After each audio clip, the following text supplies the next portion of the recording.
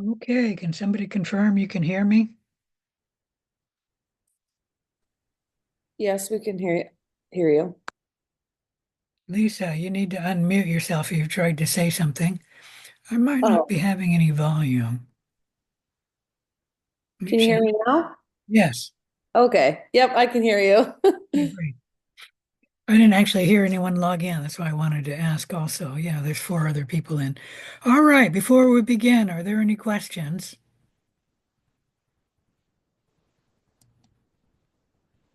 Let's begin. You should be seeing my screen now. Let me blow that up a little.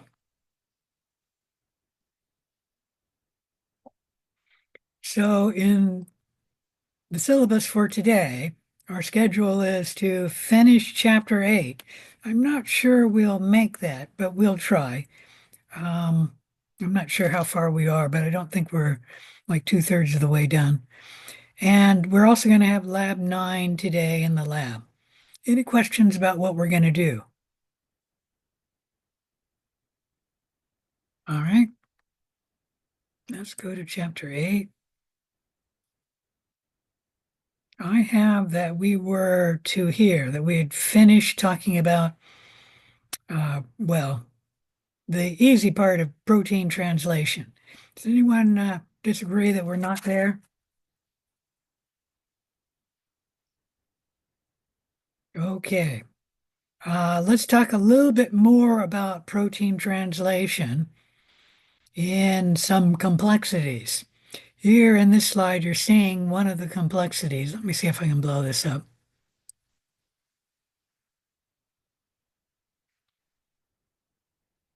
And that is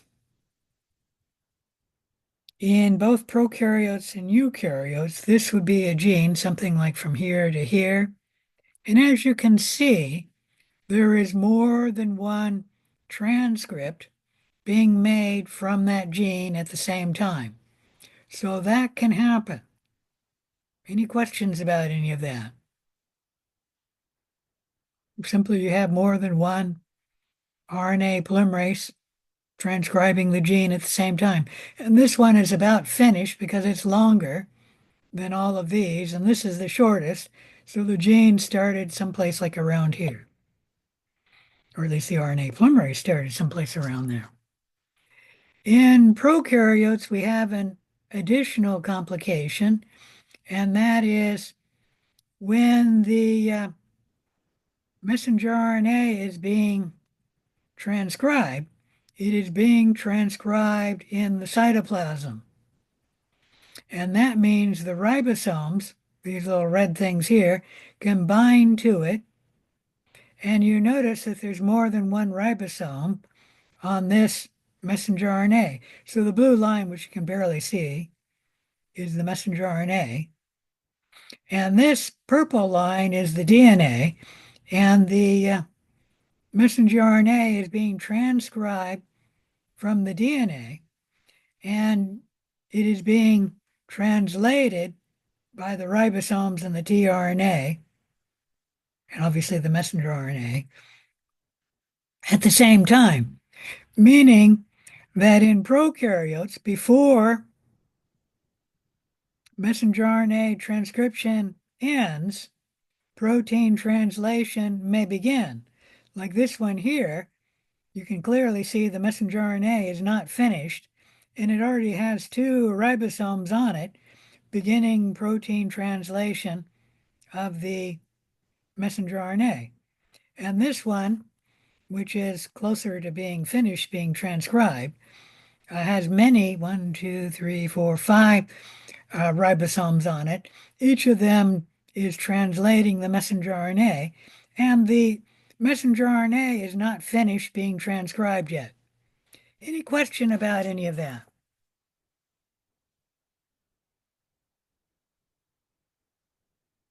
You don't get this complication in eukaryotes because transcription is occurring in the nucleus and translation is occurring in the cytoplasm. So this complication doesn't happen in eukaryotes, but it does happen in prokaryotes, where protein translation may begin before RNA transcription ends. Any question about any of that? And there is actually an electron microscopic image showing you the messenger RNA being the string there, and there's several of them. And as you go this way, they're smaller because this is where the gene begins. So the messenger RNA being transcribed is smaller here. And then these little round things attached to it are actually ribosomes, which are translating the messenger RNA. You cannot see the proteins in this image here. You need a higher magnification to see the proteins. You don't see it in the artist's rendition here either. Any question about any of that? All right. I mentioned that in eukaryotes, you don't have that complication, but in eukaryotes, you have another complication, and that is in eukaryotes, when the messenger RNA is first transcribed, it will include regions of the DNA that we call exons and regions of the DNA, the gene, that we call introns. The exons are the part of the gene that actually code for something. So if this messenger RNA codes for a protein, the exons will code for protein. The introns do not code for any protein. They are non-coding regions of DNA within a eukaryote gene. Bacteria do not have introns. I'm not sure why they don't, they just don't. And eukaryotes do, and I'm not sure why they do, they just do. The initial RNA transcript from the eukaryote cannot leave the nucleus.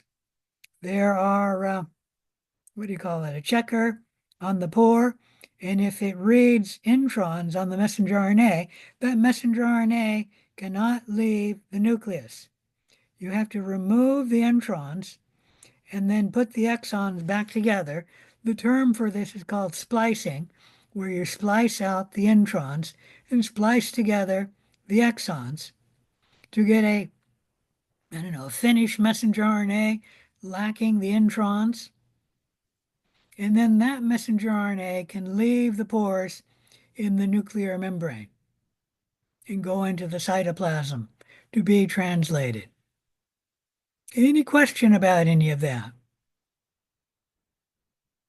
This might be new to some of you, and that is in the eukaryote gene, we have regions of the gene that code for the gene product and regions of the gene called introns that do not code for the gene product. And those introns have to be removed, the term is splicing, from the messenger RNA before the messenger RNA can leave the nucleus. Any question about any of that? All right. So we talked about the structure and function of the genetic material, talking about the flow of genetic information. We talked about DNA replication, RNA transcription, and lastly, protein translation. We're now going to change gears and talk about the regulation of bacterial gene expression. This regulation happens by an operon. We'll talk about what an operon is. We'll then move on to mutation, genetic transfer and recombination, and lastly, we'll talk about genes and evolution. And only one slide on that last topic. A way to regulate what is inside a cell is to control gene expression. There are other ways to regulate gene expression. You can do it by a post-transcriptional control, which we're not going to talk about and you're not going to be tested on it. But here you can make the messenger RNA, and then post-transcription, you either make that messenger RNA non-functional or inactive, or you can degrade the messenger RNA. and that would be post-transcriptional control. There's also epigenetic control, and it's kind of hairy. It's difficult to explain, but you don't need to know about it. We're not going to talk about it. You're not going to be tested on it. Epigenetic control is where something about the environment controls the gene expression. So it's not anything genetic per se that's controlling the gene expression. It's something about the environment. And even today, after, gosh, about 100 years of trying to work on this, geneticists still don't fully understand epigenetic control and how it's working.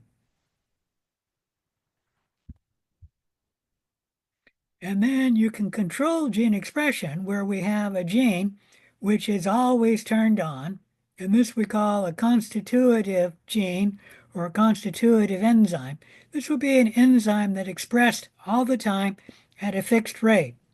And then there are other enzymes or other genes which are only turned on and expressed when they are needed. These later genes that are turned on when they're needed, we have two ways of doing this. There's a repressible system and an inducible system. So there's a repressible enzyme and an inducible enzyme. We're only going to talk about these pre-transcriptional control, which are repressible and inducible. And in actuality, we're only going to talk about an inducible pre-transcriptional control that we call an inducible operon. We're not going to talk about a repressible operon, and you will not be tested on it. An inducible operon is a gene which is normally turned off. And when the gene is needed, this gene is turned on. We'll talk about the lac operon because it is an inducible gene. A repressible gene is the opposite, and that is it's a gene that's normally turned normally turned on, but you can turn it off, repression. But we're not going to talk about a repressible operon. Any question about any of that? All right, let's talk about an operon. We have an operon model of how gene expression works. We're only going to talk about bacterial operons,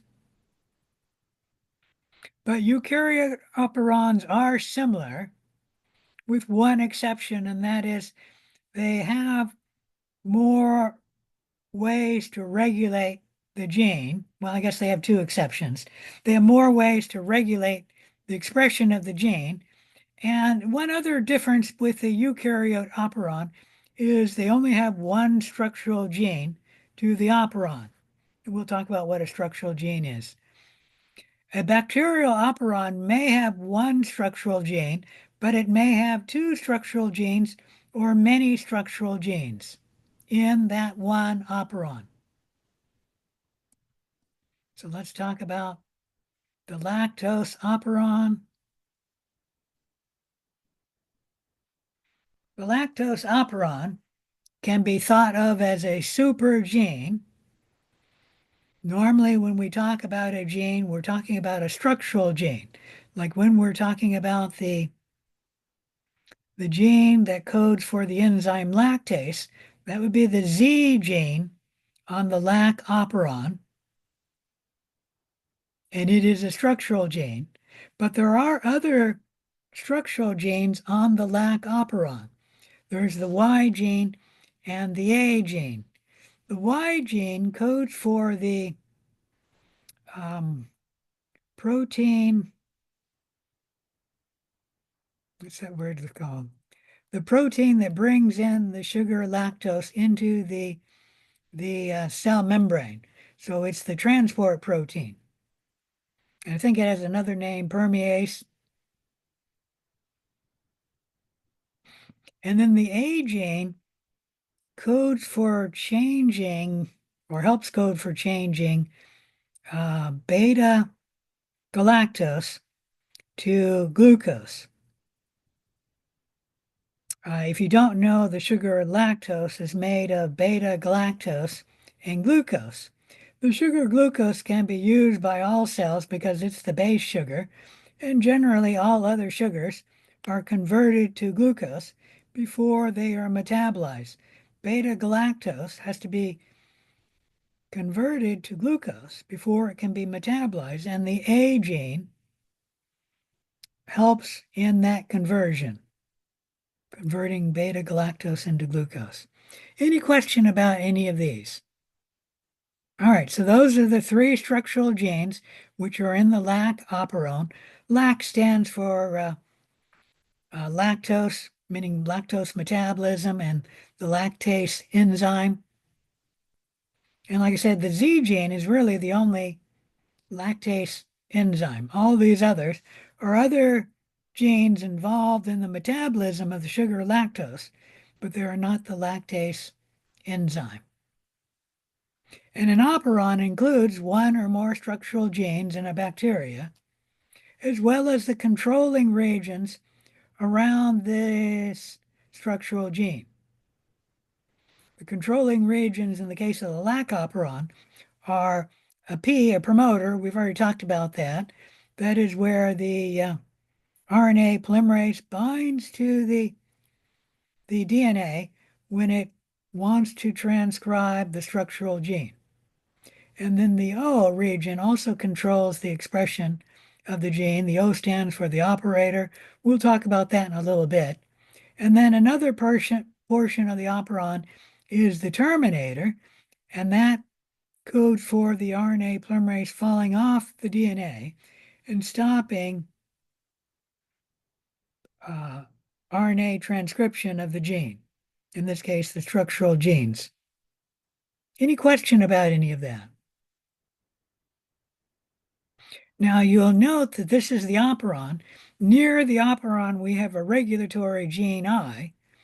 This gene makes a protein that regulates the expression of the lac operon. Normally, the gene that regulates the operon is nowhere near the operon it regulates. In a eukaryote cell, in fact, the gene that regulates the operon would be on another chromosome than the gene it's regulating. But in the case of the lac operon, the regulatory gene is right next door to the operon that it regulates. Any question about any of that? Now, here's a question for you. Those of us who drink milk, which I'm afraid I don't anymore, but I used to when I was younger, we obviously have the lactase gene. Do we also have the sugar to bring the protein, the transport protein to bring the sugar lactose into the cell, across the cell membrane? Do we? It's a yes or no question, people. Yes. Yes, we do. And we also have the A gene, which would help convert the sugar beta galact galactase, no, galactose to the sugar glucose. So we have all three structural genes. It's just that they're not in one operon. Instead, humans have, and I guess all eukaryotes, have these three structural genes in three different operons. So they have the same genes, they're just not in the same operon. They're in three different operons. In bacteria, because they're all involved in the metabolism of uh, lactose, they're all in the same operon. Any question about any of that? All right. So I've mentioned that the lac operon is an inducible system. An inducible system is where the gene is normally turned off, but when the gene is needed, it can be turned on. That differs from repression, where the gene is normally turned on, but it can be turned off when it is repressed. Any question about any of that? All right. In the case of the lac operon, how the gene is normally turned off is the regulatory gene, which has its own operon, which isn't shown here, will be transcribed and it will make a protein, which is an active protein and a repressor protein. It will bind to the operator of the lac gene. So that's what the operator does. It codes for the position for the repressor protein to bind to the DNA. When the repressor protein is bound to the DNA, and then the RNA polymerase binds to the promoter, when the promoter starts moving down the DNA, it will get stuck at the repressor protein and it cannot move further. And so the repressor protein shuts down the expression of the lac operon, at least the structural genes. Okay? Any question about that? Well, here's a question for you, and that is in bacteria, which think of it bacteria in the soil or on an apple, on a tree. How often is bacteria on the apple going to see the sugar lactose? Where do you know? Where do you find the sugar lactose? Everybody should know that one.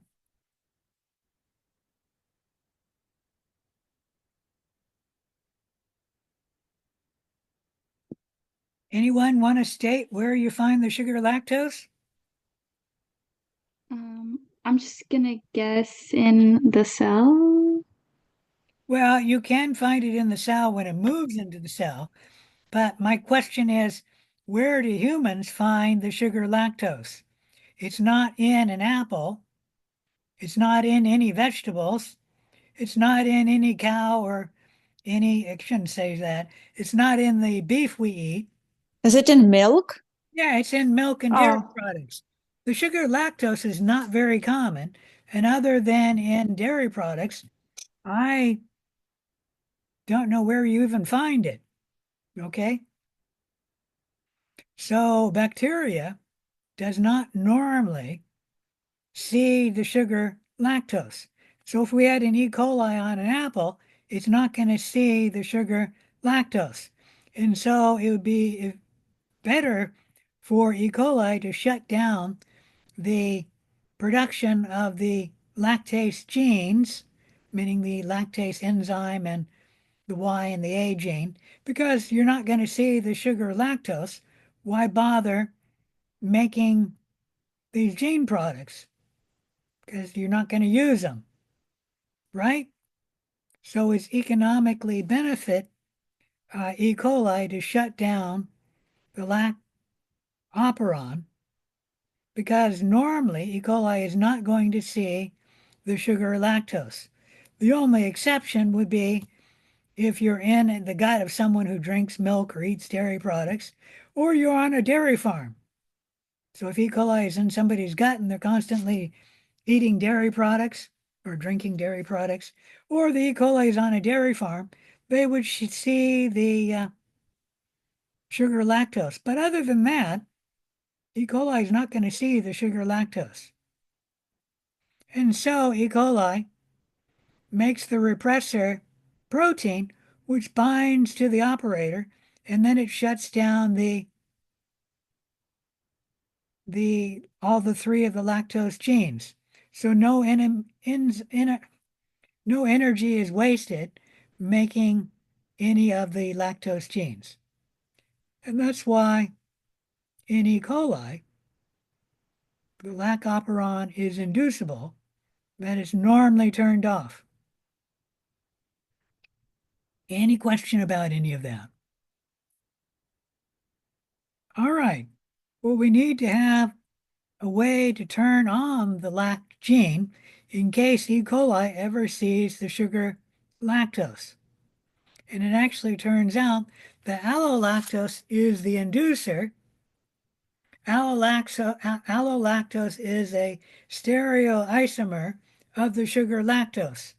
One of them is right-handed and one of them is left-handed. I think lactose is left-handed and allolactose is right-handed. So it's the same chemical elements that make up allolactose and lactose, but just the orientation of the molecule in 3 dimension. One is left-handed, one's right-handed. And hopefully you remember what an isomer is from an earlier biology class or from chemistry. Any question about any of that? All right, so whenever we have the sugar lactose around, we have allolactose around, or vice versa, whatever.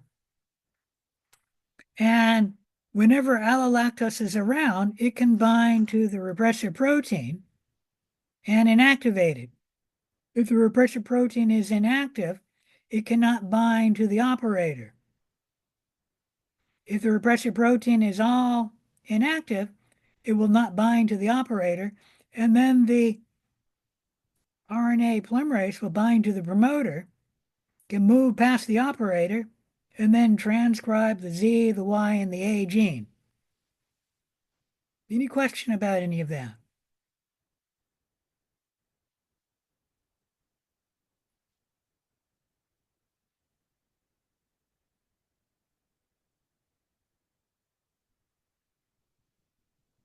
All right, here's a question for you, and that is, what happens to this operator that has an active repressor protein bound to it? What happens to that protein when allolactose is around?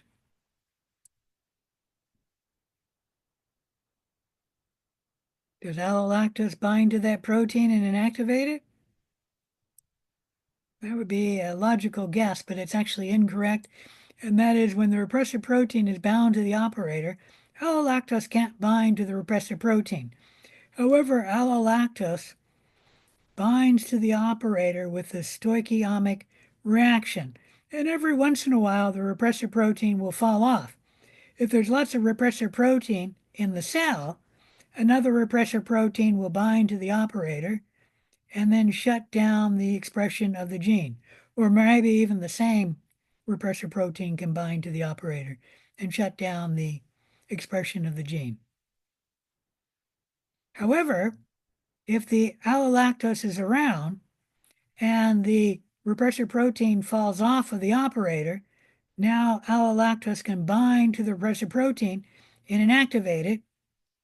And that is how the operator then becomes free, and then the lac operon can be transcribed. Any question about any of that? Let me state that that's a little different than the video explains it. The video shows the allolactose binding to the protein when the repressor protein when it's bound to the operator, and that cannot happen. The video is a little oversimplified. The repressor protein has to fall off the operator, which it will do every once in a while, and then the allolactose can bind to the repressor protein and inactivate it. And then here's something else that's unusual. When we make this messenger RNA, what's unusual about it? We've never seen a messenger RNA like this before.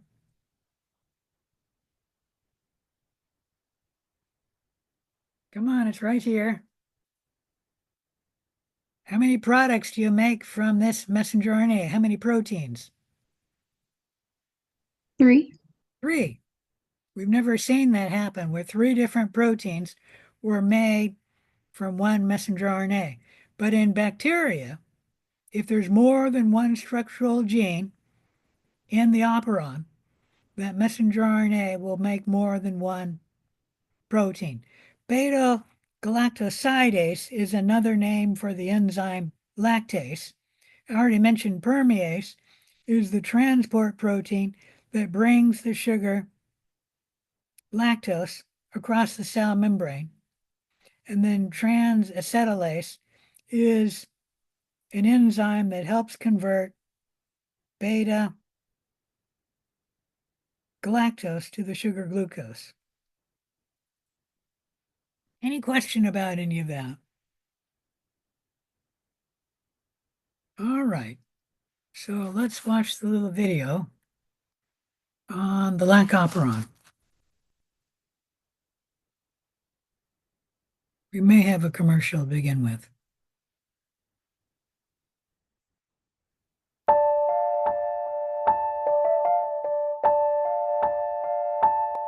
Trying to turn down the volume because that sounds a little loud at the start.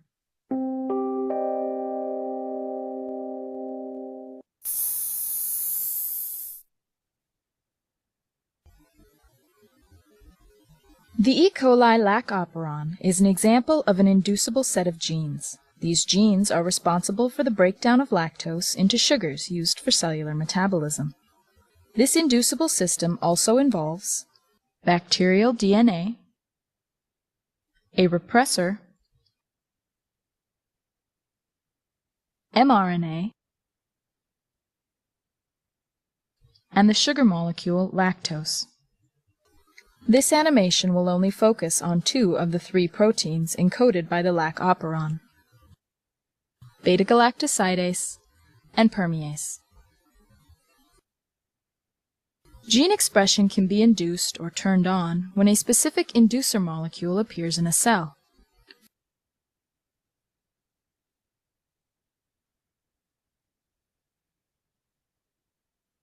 For inducible systems, a repressor molecule prevents gene expression by binding to the upstream controlling region.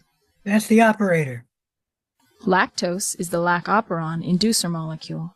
After first appearing in the cellular environment, lactose passively enters the E. coli cell and binds to the repressor molecule. All right, that isn't quite correct. It doesn't bind to the repressor molecule while the molecule is bound to the operator. Binding releases the repressor from the controlling region. At this point, RNA polymerase can begin transcription of the operon. Here we show 2 of the 3 lac operon genes being transcribed into mRNA. Ribosomes then bind to the mRNA, and the 2 proteins are translated. The first protein is beta-galactosidase, which breaks down lactose into 2 simple sugars. The second protein is permease, a membrane-bound protein. When embedded in the cell membrane, permease functions to provide a direct route for the lactose outside the cell to be imported into the cell. This import occurs at a much greater rate than the passive transfer we first observed. Because translation continues inside the cell, other permease proteins become embedded in the membrane. This further increases the rate at which lactose enters the cell. Beta-galactosidase breaks the cellular lactose into the simple sugars glucose and galactose. Once its concentration is greatly reduced, the lactose bound to the repressor are released. At this point, the repressor again binds to the controlling region and gene expression is halted. For all inducible systems like the lac operon, it is the interaction of the repressor and inducer molecules that mediate gene expression. All right, any question about that video?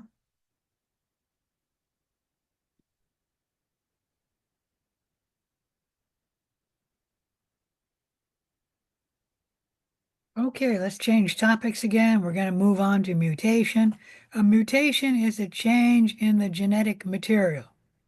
You simply change the sequence of the DNA, and that we call a mutation. Mutations may be neutral, beneficial to the individual, or harmful. A mutagen is an agent that increases the rate of mutation or causes a mutation. But mutations do not need to occur with a mutagen. There can be a spontaneous mutation, and these occur in the absence of a mutagen. Spontaneous mutations occur all the time. It's just when the DNA polymerase is making the new strand of DNA, the DNA polymerase can make a mistake, and that would be a spontaneous mutation. Any question about any of that? Here we're looking at a mutation right there. there are different types of mutations. There is a base substitution, also called a point mutation, where simply one change in a base, a nucleotide, is made. These can be a silent mutation, a missense mutation, or a nonsense mutation, and we'll talk about them, I think, in the next slide. So a base substitution is where you just change one base. A frame shift mutation is where you either insert one base or multiple bases, or subtract one base or multiple bases. And we'll talk about that in a little bit greater detail. What happens is when you add a base, you change not only that codon, but all later codons because you've added a base. So a frame shift mutation makes a major change in the protein. Any question about any of that? And then there's a macro mutation. This is a mutation which your textbook does not discuss.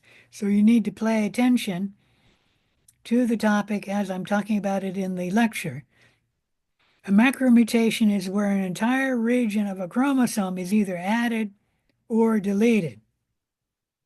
And if you look online in the internet, you'll find that there's two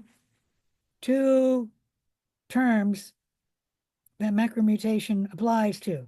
The first is the one I talked about, where an entire region of a chromosome is added or deleted. The other macromutation that you can find online, which I don't want to discuss, is where you change a gene that is a controlling gene that controls the expression of many other genes. And that way, when you get a mutation in that gene, you make more than one mutation you can observe in the organism. And that's why it's called the macromutation. But I don't want to talk about a macromutation in that sense, because that could be a point mutation affecting a controlling gene. And a macromutation I want to talk about is where a whole region of the chromosome is either deleted or added. Can anyone tell me a macromutation where there's an entire extra chromosome? We get individuals born having an extra chromosome. And what do we call these patients? Is it Down syndrome? Yeah, Down syndrome. It's either chromosome 21 or 23. I think it's chromosome 21, where an individual has three of them and they're born with it. And the individual can survive, but having that extra chromosome really changes the individual, not only their appearance and their mental abilities, but that is a macromutation. There are other macromutations which also are people can survive. The most common two are individuals who are XXY, and they can survive because XX is a female, XY is a male, and somebody who's born with XXY is sort of in between. They can be, if they're split down the middle, they can be what the Greeks call the hermaphrodite, where one side of the body is female, one side of the body is male. Usually, in a hermaphrodite, one sex will dominate over the other. They have another term for hermaphrodite now, but I don't remember what it is. And then there's the XYY individuals, which phenotypically look and act normally.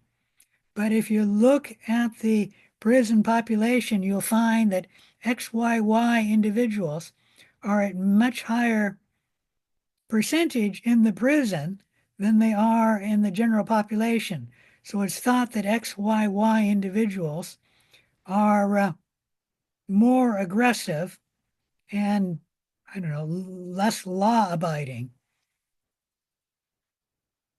but phenotypically they appear to be normal. And so do the XXY individuals, although you have to take a hermaphrodite being phenotypically normal, but they are mentally quite well and they can both reproduce.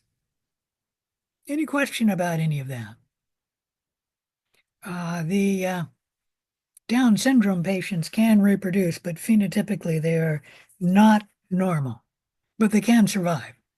Most extra chromosomes, or even a region of the chromosome, will be lethal to the individual, and usually either the embryo or the fetus will die if it has a macromutation in another chromosome that I haven't discussed.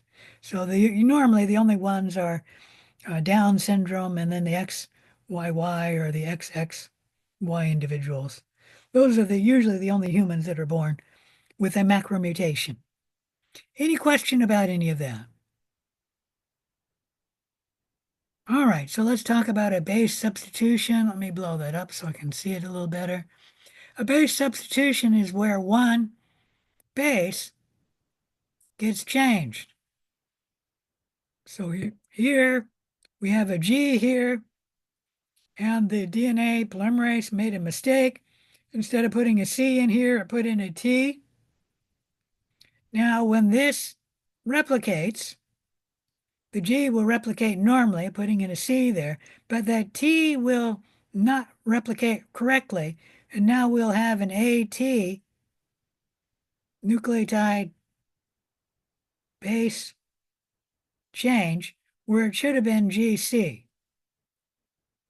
And that would be a base substitution. You always have to have this mistake get replicated before the mistake will become fixed.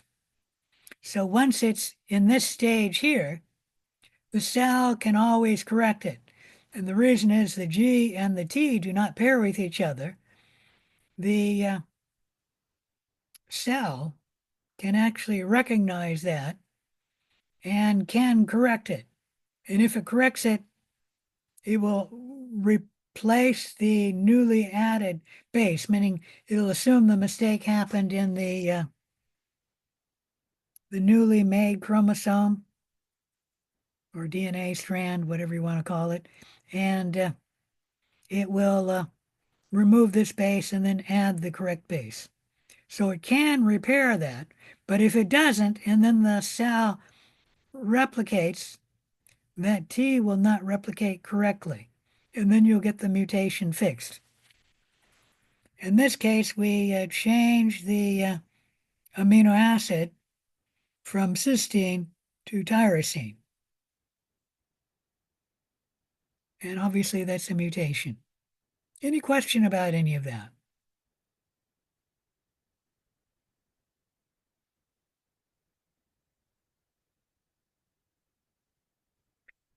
All right, so there are three types of base substitution. There's a silent mutation, which is called a neutral mutation. And this is when the DNA is changed, but it does not change the amino acid that it codes for. For example, if UUU were to be mutated to UUC, it still codes for the amino acid phenylalanine. So even though the DNA is mutated, the protein is not. There's no change in the protein. And that is called the silent or neutral mutation, where you have a change in one base nucleotide, but it does not result in a change in the protein. So there's no effect on protein function. Any question about any of that? You can have a missense mutation where you change one base and it results in one amino acid being changed. So here we have CCG, and that C here is changed to a T, And then instead of coding for the amino acid glycine, we code for the amino acid serine. And that's a missense mutation, where you have one base change in the DNA and it changes one amino acid in the protein. A missense mutation. Any question about any of that? The most common or the easiest missense mutation is, what is that called? Sickle cell anemia, where you change one nucleotide, which changes one amino acid in the protein, and then the patient is sickle cell anemic. You have to have two genes like that, but we're only talking about one mutation. And this protein, well, what is that? The protein in blood cells, drawing a blank on its name. It's a protein that has something like 1,000 or more than 1,000 amino acids, and you only change one of them. You alter the functioning of that protein. Any question about any of that? All right. A nonsense mutation is when you change one base, one nucleotide base, and instead of coding for an amino acid, it changes the codon to a stop codon. And that is called a nonsense mutation, where one nucleotide in the DNA is changed and it changes the amino acid to the stop codon. You will get a truncated protein when this happens. So let's say you had a protein, let's say it's 25, and then at the 20th position you put in a stop codon, you only have 20 amino acids in this truncated protein instead of the 25. The nonsense mutation is a little more drastic than the base sense mutation.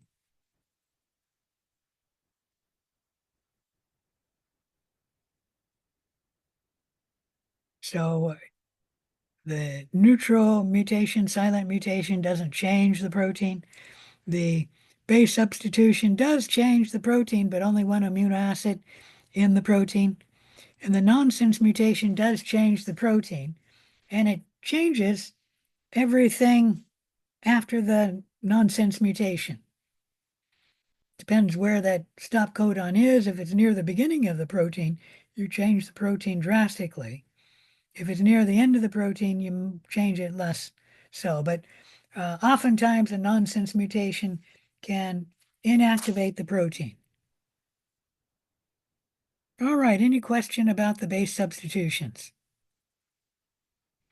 Some examples of a base substitution, which is a nonsense mutation, include some mutations which cause cystic fibrosis.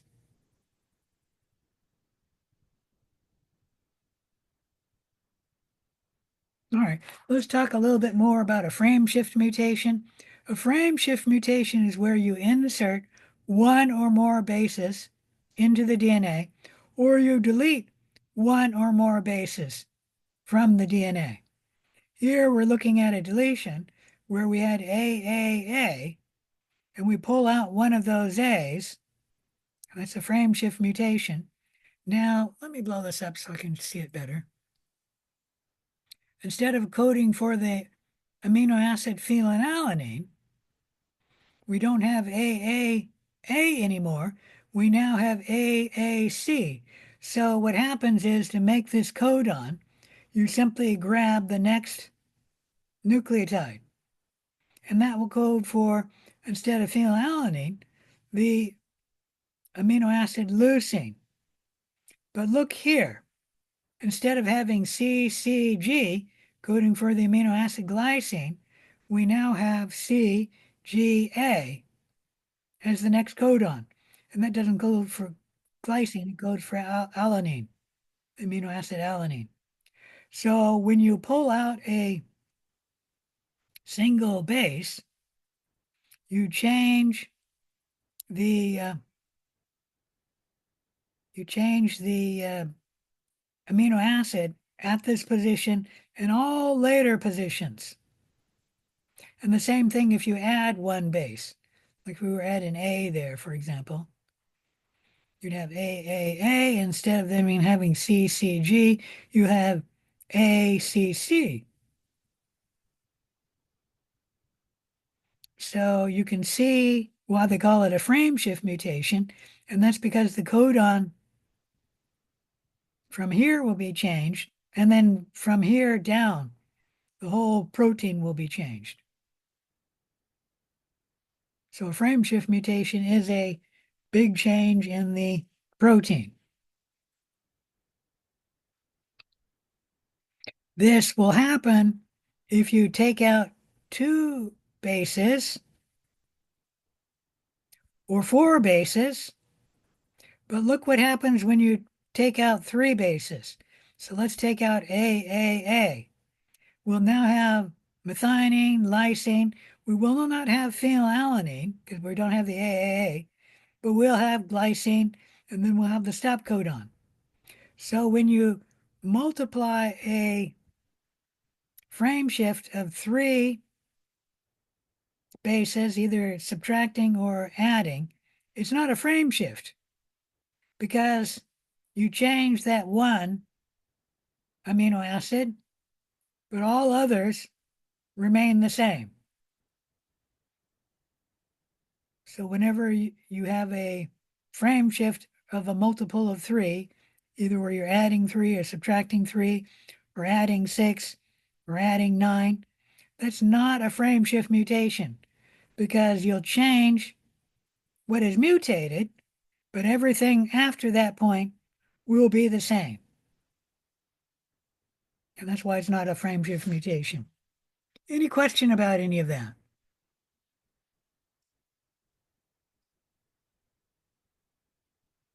Some Tay-Sachs patients have a frame shift mutation.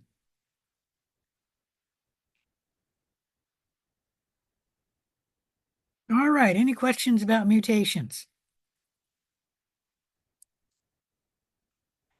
Okay, let's talk about the 2 causes of mutations. You can always have a spontaneous mutation, so that's one cause of a mutation. The other cause of a mutation is where a mutagen causes the mutation. There are 2 types of mutagens. There's radiation and then chemical mutagens. As there are 2 types of mutagens, there's actually 2 types, and one of them being radiation. There are 2 types of radiation that can cause mutations. The first is ionizing radiation, and this is radiation with high energy like X-rays or gamma rays. And then when this radiation hits an atom, they will give that atom so much energy that an electron will absorb that energy, and that electron will actually leave the atom. When an electron carries a negative charge, so that will make an ion be left behind. Why it's called ionizing radiation. X-rays and gamma rays, when they hit something, they will cause ions to be formed. The ions can then react with DNA and damage the DNA. Of course, you could have the ionizing radiation directly hit the DNA and damage the DNA that way too, but the ion is more likely to be made in the cell than the ion damages the DNA. The other type of mutation, which is radiation, which can cause a mutation, is called non-ionizing radiation. And it really should be just called UV radiation because it's only UV radiation that mutates cells of non-ionizing radiation. Like light, regular light, is a form of non-ionizing radiation, and light does not mutate cells. Only UV radiation can mutate cells. What UV radiation does, when UV radiation hits DNA, it can make two thymines, which are right next to each other, create a thymine dimer, where the two thymines have a covalent bond between them. That's why it's called two. There's two covalent bonds between these two thymines. And that will cause these thymines to not bind hydrogen bond to the corollary, the A's on the opposite strand.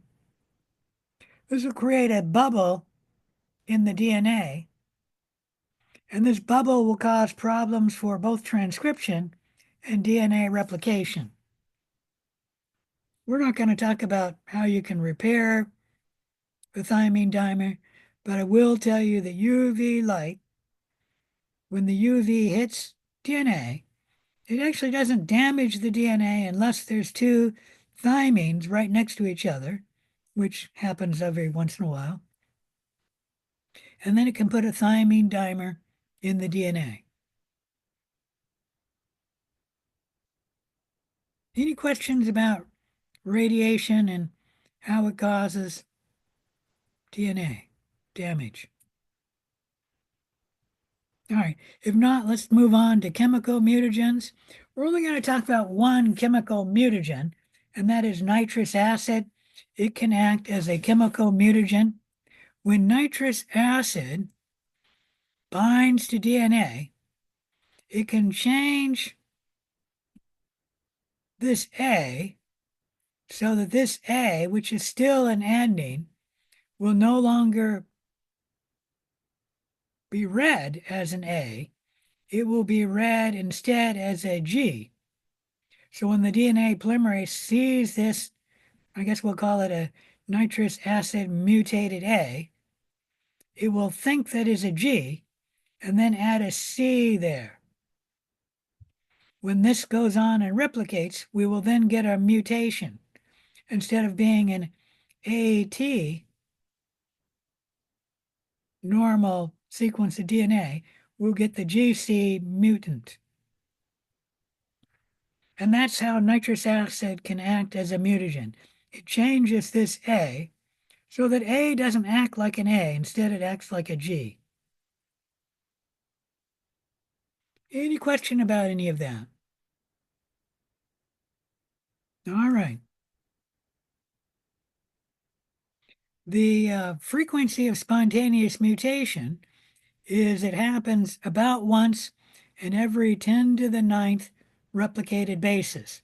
So you have to replicate, what is that, a billion? I think that's a billion, 1 10 to the 9th. Every billion bases that the DNA polymerase replicates, it'll make a mistake. As there are about 1,000 bases in your normal gene, this means the mutation rate per gene is about 1 in every 10 to the 6 replicated genes will be mutated. That's not a very large number, 1 in a million. But if you think about it, what's the population of the world? Does anyone know? It's much more than 1 million. It's something like 8 billion. And so every year in the world, there will be a child, or actually several, which will be carrying a mutation just by spontaneous mutation. Because when we look at one gene in all the children born in the world, there's more than 1 million children born each year, we will find one child in 1 million who is mutated in that gene. Any question about that? So even though spontaneous mutation is not a big number, for the population, at least human size, that is a significant amount of mutations. Mutagens increase the mutation rate by 10 times to 1,000 times, meaning instead of 1 in 10 to the 6 replicated genes, it'll be 1 in 1,000 genes to 1 in 10 to the 5th genes that'll be mutated. Any question about any of that?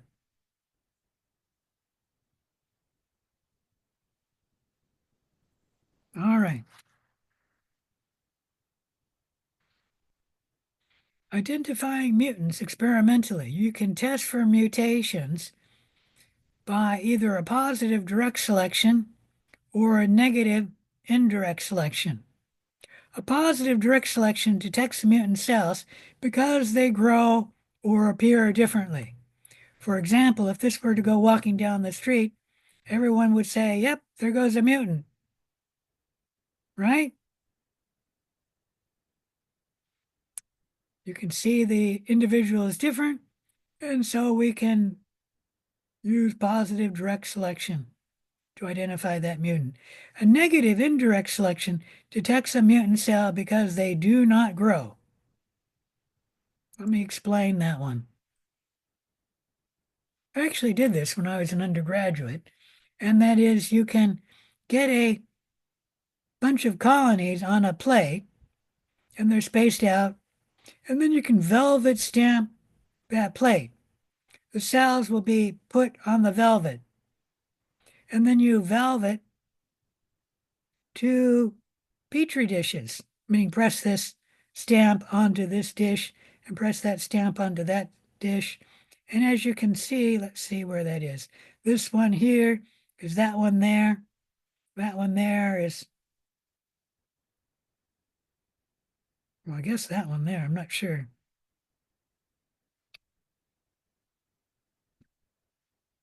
Three here is those three there.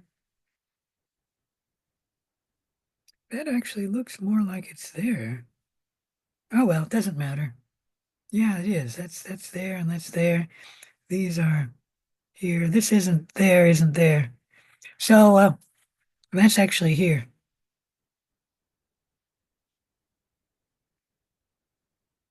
The point is you can press the velvet under two different media.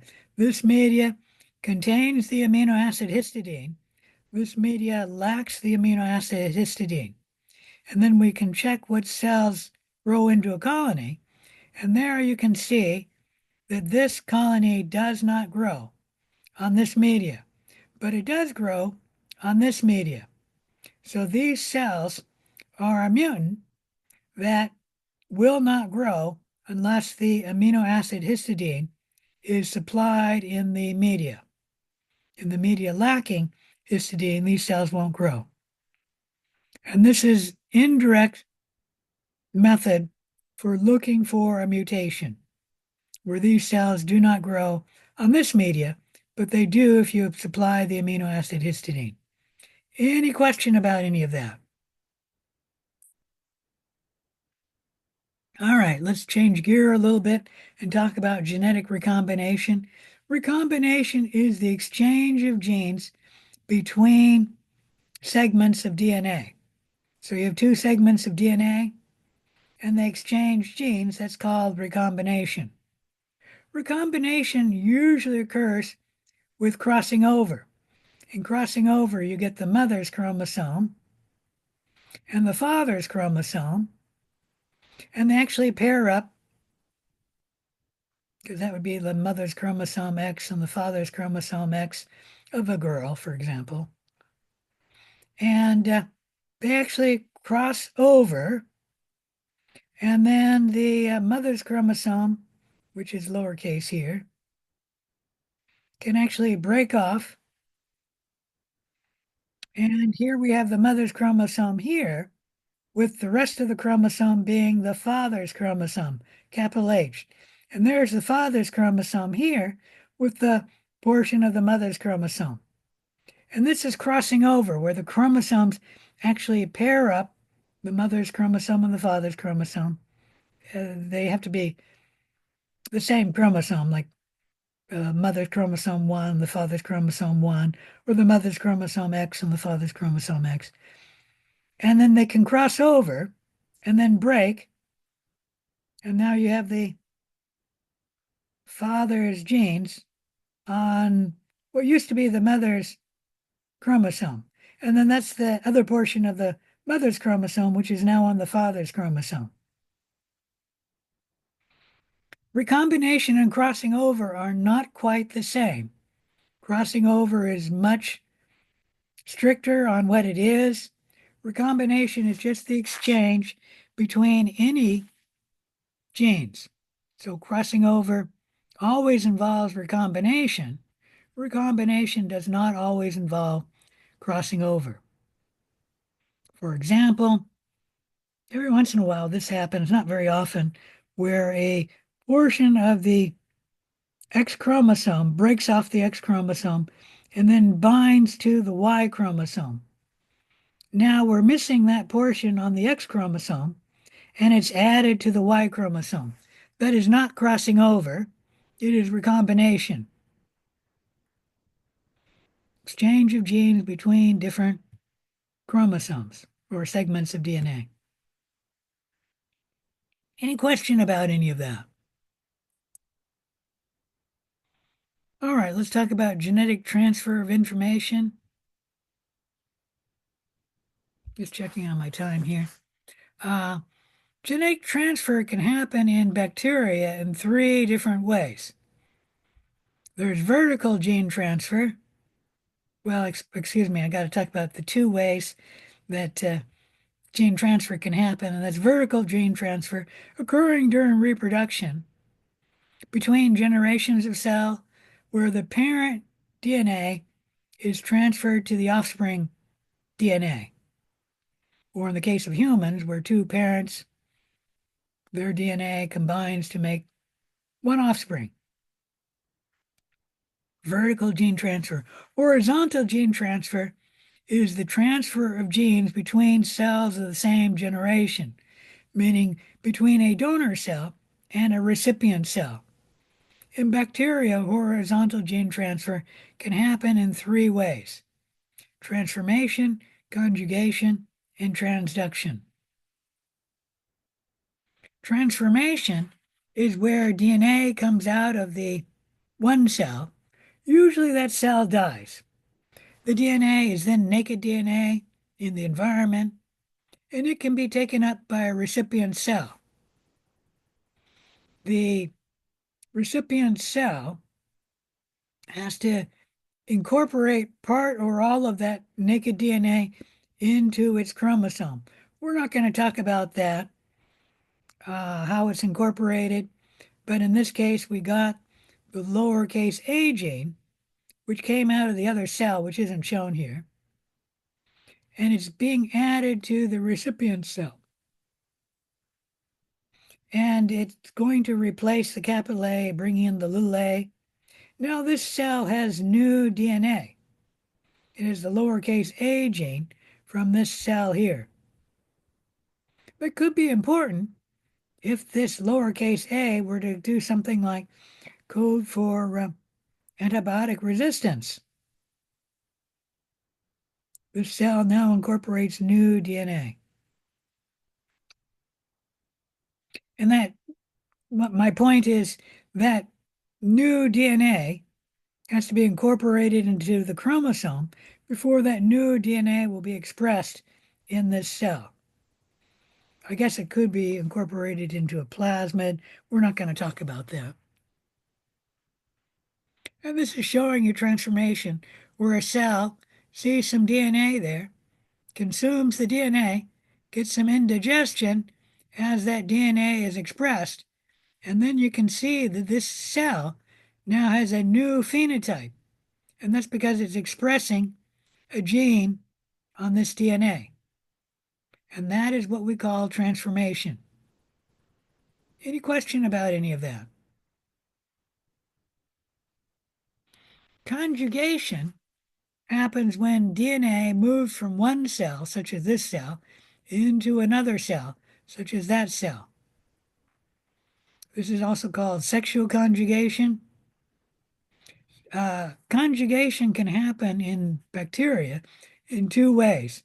In a gram-negative cell, it can happen across a sex pilus. We'll talk about that in a little bit. In a gram-positive cell, conjugation can happen in a mating bridge. In a mating bridge, the cell wall of this region of the cell and that region of the cell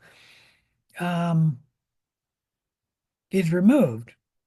And then that cell membrane can fuse to that cell membrane, and then it can open up, allowing the cytoplasm from this cell to mix with the cytoplasm from that cell.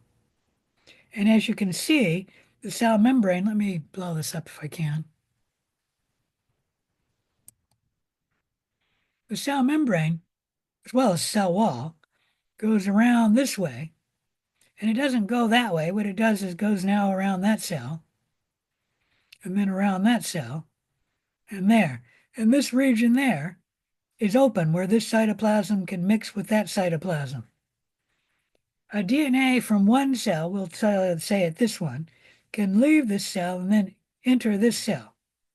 And that's how a mating bridge can allow sexual conjugation, where DNA can, from one cell, can move out of this cell and then move into that cell. In the case of the gram-negatives having the sex pilus, this cell can have a plasmid, which actually codes for the sex pilus, and that plasmid can then replicate, and a copy of it can move through the sex pilus into this F- cell. Any question about any of that? The sex pilus actually, go back here, actually goes out and literally skewers this cell. This is an F plus cell because it has an F plasmid in it, which codes for the sex pilus. The sex pilus will go out and skewer a F- cell and then act as a winch where it can bring the two cells close together. They don't need to be close together because the sex pilus is hollow. It can allow the F plasmid to leave this cell. It has to replicate, and then one copy can leave the cell, go over the sex pilus, and then enter the F- cell. But the sex pilus can actually bring the two cells close together, as shown here. And then it's just easier for the plasmid, once it replicates, to move from this cell to that cell. Now look at this cell here. It has this F plasmid in it, which codes for the sex pilus.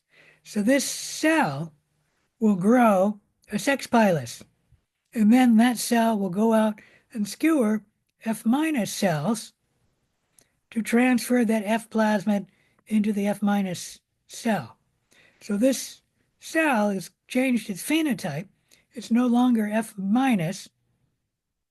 It now, after this point, will become F+ cell. Any question about any of that? And that's sexual conjugation. If you want to know why it's called sexual conjugation, I suggest you ask your significant other.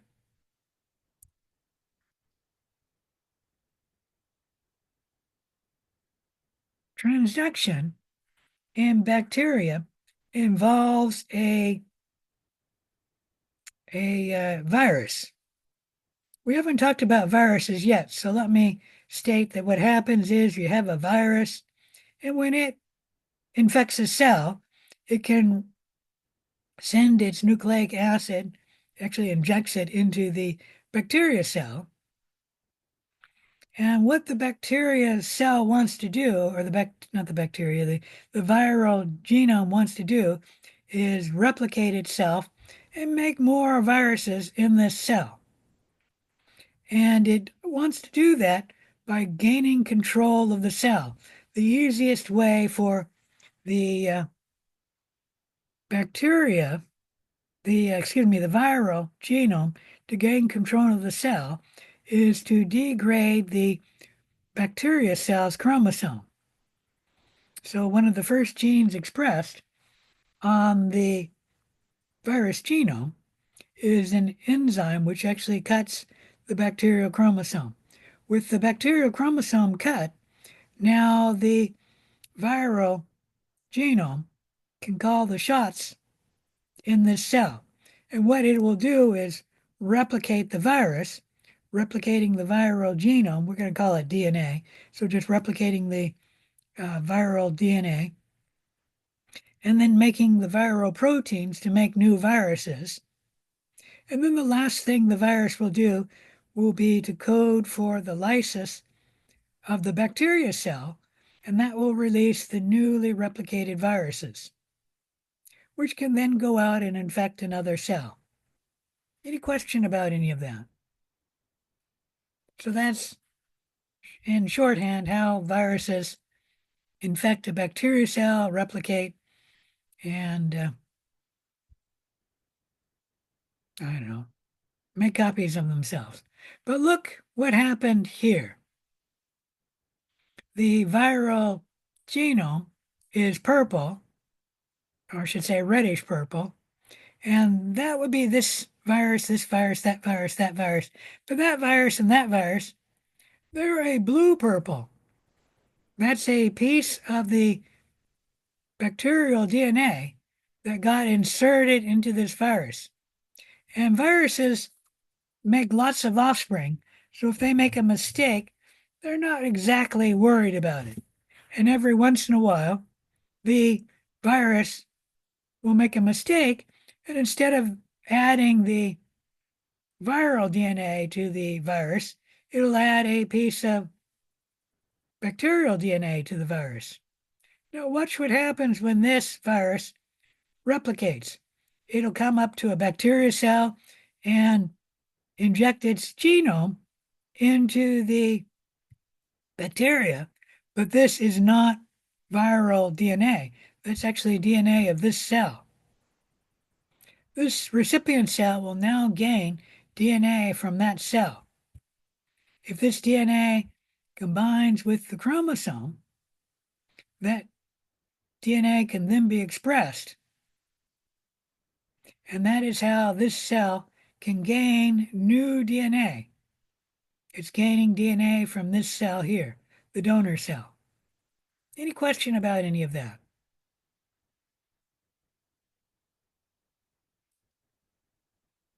Now, let me state that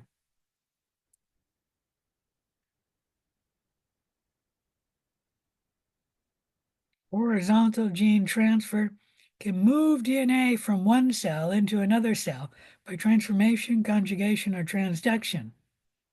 But that DNA has to exist somewhere in the population before transformation and conjunction and transduction can occur. If there isn't a gene, then the only way that gene can come into being is by mutation. So horizontal gene transfer cannot create a new gene. The gene has to exist in the population. But once it exists, that gene can move around by transformation, conjugation, or transduction. Any question about any of that? All right, let me explain how important that is.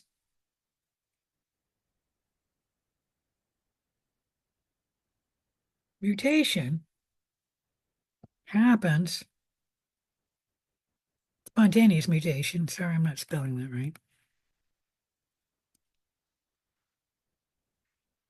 happens about 1 times 10 to the 6. Yep.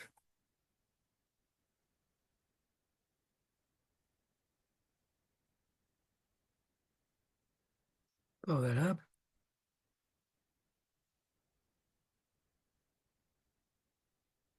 So for every 10 to the 6 cells mutated, there will be one mutation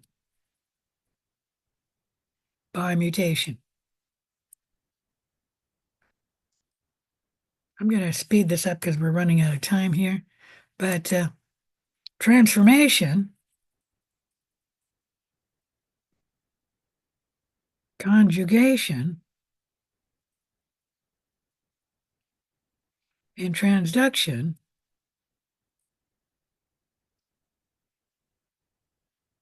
can happen. Oop. Not in 1 times 10 to the 6th, but actually in 1 times 10 to the 5th, meaning they will happen 10 times more frequently than spontaneous mutation. And so if a patient comes down with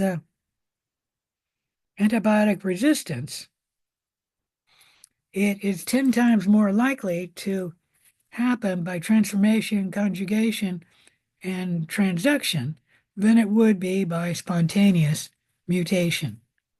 Any question about that?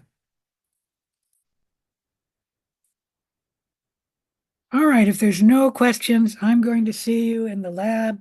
I'm going to be 3 minutes late because I'm 3 minutes late on this lesson here. Any questions? All right, if there's no questions, I'll see you in the lab at 7:33.